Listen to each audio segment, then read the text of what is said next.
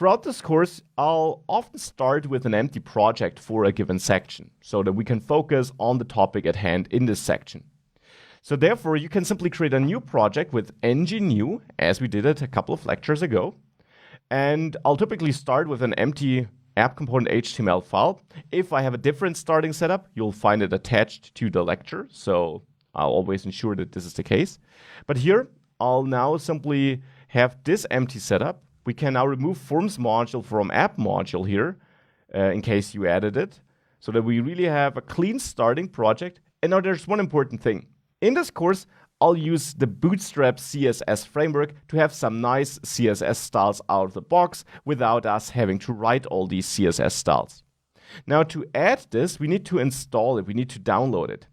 We can do this by quitting this development server with Ctrl-C and then installing it with this npm tool, this node package manager, by running npm install --save bootstrap, and now that's important, add free to install version 3, which is the version I use in this course. Now this will install it locally in this project, not globally, locally. Simply hit enter and it will download Bootstrap and store it in that node modules folder. Now that's one first step, but to be able to use it, we also need to make Angular aware of this styling package we want to use. And we do that in one of the config files, the most important one actually, the angular.json file. This configures the CLI project.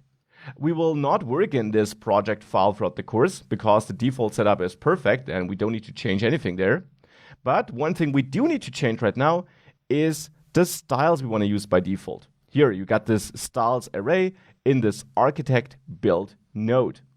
Now it already has one entry, source styles CSS. This is a file you can use to define some global styles you want to use application-wide. So you can enter any CSS code here, and it will be used in every Angular component. But in my case, I will add another import prior to that source styles CSS import, so that we could overwrite it within this file. And now here we need to point to node modules, so to this node modules folder we got there. And there, if you scroll down a bit, there are many dependencies because you also have dependencies of dependencies here. If you scroll down a bit, you'll see Bootstrap. And in there, you find a dist folder, a CSS folder, and there the Bootstrap CSS file, or to be precise, there also is a bootstrap.min.css file, just hidden a bit by my IDE. So we can enter node modules /bootstrap /dist/css/ bootstrap.min.css, and make sure that you got no typo in here. It's easy to miss the T or something like that. So make sure that you have a path like this. Once you added this path here, save your package.json file and rerun ng-serve to load this new configuration. As I said, you don't really need to change anything else here. The default configuration should work perfectly. So once you're done, you can visit localhost 4200 and you won't see anything because I deleted all the content in the template.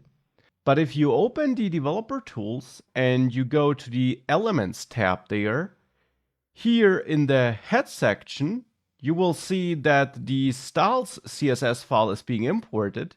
And if you go to sources, you should find that styles CSS file here. And in there, you will see that it's mentioning Bootstrap, which basically means that everything worked and Bootstrap is included here.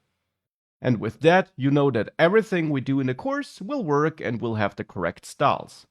Now one last change, in the app component, I'll also get rid of whichever property we have here.